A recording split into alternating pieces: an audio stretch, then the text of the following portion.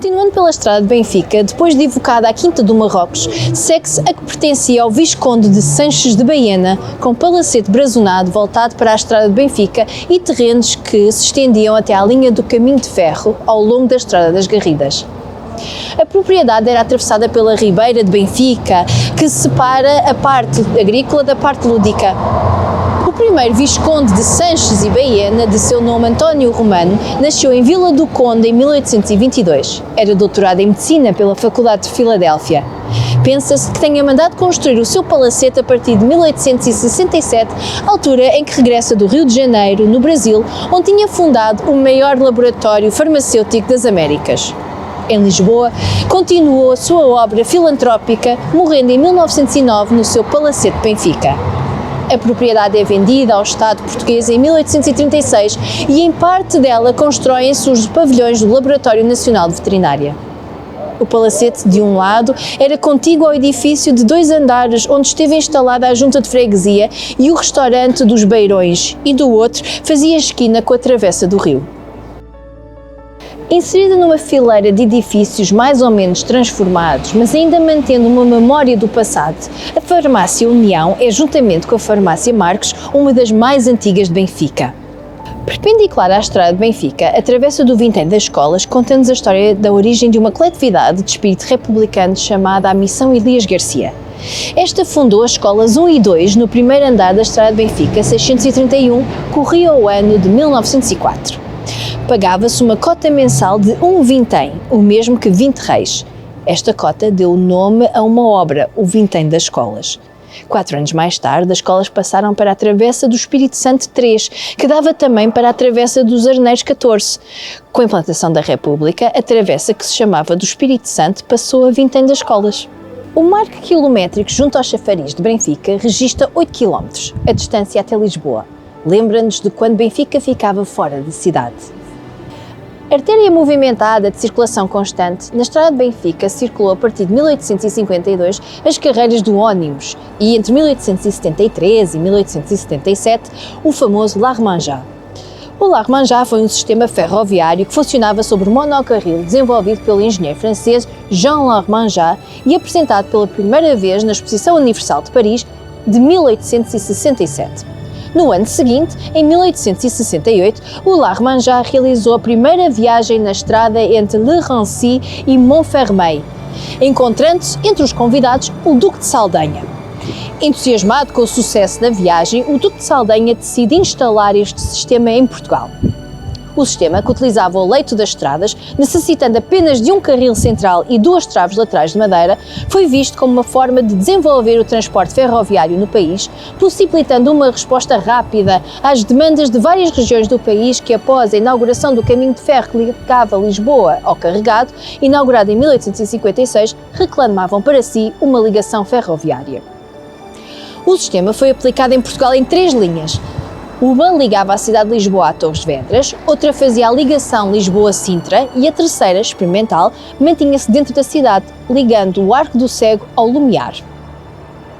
A linha experimental foi inaugurada a 31 de janeiro de 1870, enquanto que a linha de Sintra entrou ao serviço a 5 de julho de 1873 e a de Torres Vedras em setembro do mesmo ano. Estas 2 linhas principais totalizavam cerca de 80 km de extensão. Depois de alguns anos de funcionamento marcado por vários problemas, o sistema foi definitivamente encerrado com a falência da companhia em 1877. Ao Larmanjá seguiram-se o Chora e o Elétrico. Os elétricos fizeram parte da paisagem de Benfica durante muito tempo. O 1 fazia a ligação de Benfica-Praça do Chile ou o 5 Benfica-Carmo, por exemplo, marcaram profundamente a memória local. No local onde hoje se encontra o Centro Comercial Nevada, ficava o espaço utilizado pela Carris como paragem terminal da linha do elétrico e onde estes davam a volta. Este espaço ficava entre a garagem e a Escola Primária António Maria dos Santos. Em 1973, os elétricos deixaram definitivamente de circular na estrada de Benfica. Em finais do século XIX, Maria Gestrudes da Conceição Macedo de Barros decide mandar construir 2 habitações em Benfica. O primeiro imóvel tem projeto datado de 19 de julho de 1890 e recebeu o nome de Vila Ana, em homenagem à mãe da promotora da construção, Ana Rita Pereira. A construção da segunda casa tem lugar anos mais tarde, em 1910, e recebeu o nome de Vila Ventura, desta feita homenagem da promotora a seu pai, Ventura Luís de Macedo. Os edifícios eram conhecidos em Benfica como Casas do Brasileiro, por se tratar de uma família de imigrantes portugueses que fizeram fortuna no Brasil e, por esse motivo, apelidada de Brasileiros.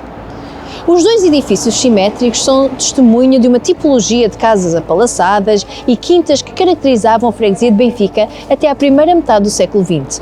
Concebidas inicialmente como chalés para habitação unifamiliar, as suas assoalhadas foram décadas mais tarde agrupadas em vários núcleos de apartamentos com vista ao arrendamento. Um pouco mais acima ficava a casa da família Lobo Antunes. Vários membros da família tinham casas em Benfica, seguindo esta um gosto muito ao estilo de chalé ou casa do norte da Europa, comprada por António Lobo Antunes e pela sua mulher Eva Lobo Antunes. Onde se encontrava a agência do BPI e anteriormente o posto do CTT, existiu, antes da construção atual, um palacete de meados do século XIX, num estilo revivalista neoclássico, desconhecendo-se o seu nome e dos seus proprietários. Seria mais uma quinta lúdica e de lazer, com um jardim com lago, vasos decorativos de pedra e bustos em nichos e árvores exóticas com uma pequena área que chegava às portas de Benfica. O terreno seria ainda delimitado pela estrada da circunvalação e limitado pela Ribeira de Benfica. Nas primeiras décadas de 40 e 50 do século XX, esteve lá instalada a secção feminina do Instituto Lusitano. A secção masculina do colégio funcionava num palacete que ficava perto do Parque Silva Porto. Em 1852 é criada a Alfândega Citadina com o objetivo de fiscalizar os acessos à cidade e cobrar o imposto das barreiras sobre pessoas, veículos e bens. Mais tarde, em 1886, Fontes Pereira de Melo anuncia a remodelação das contribuições das pautas aduaneiras e a criação de um imposto real de água. O crescimento da cidade levou à necessidade de alargar o perímetro da estrada da circunvalação e ao afastamento das barreiras aduaneiras, com a edificação das portas de Benfica, posto fiscal e delegação das alfândegas de Lisboa no limite do concelho. O posto é constituído por dois edifícios simétricos de inspiração revivalista medieval, construídos entre 1886 e 1903. Cada um dos edifícios possui, em cada ângulo, uma torre de planta circular. A cobertura do conjunto é em telha de 4 águas nos corpos principais e em terraço nas torres dos ângulos. Os edifícios apresentam características da arquitetura militar atestadas através do recurso a corpos torreados nos ângulos, a remates em ameias e a frestas de tiro nas fachadas posterior e nos ângulos, ainda que meramente decorativas. Cada um dos corpos é simétrico, tendo no eixo central um portal saliente rematado em pinhão e flanqueado por cunhal de cantaria calcária com nichos na parte superior. O portal central rasga-se em arco de volta perfeita, enquanto os restantes vãos têm perfis retilíneos.